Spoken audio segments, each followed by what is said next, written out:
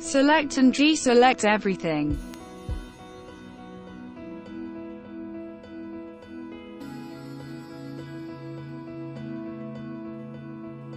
Select part of the model. You can invert the selection.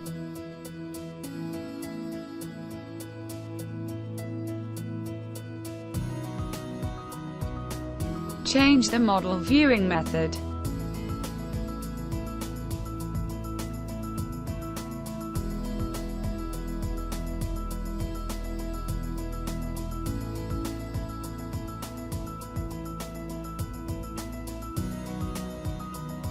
Hide or show the entire model.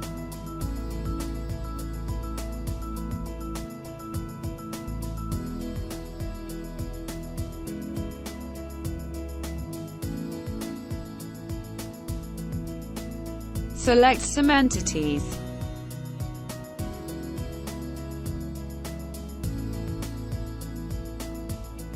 Hide or show the selected entities.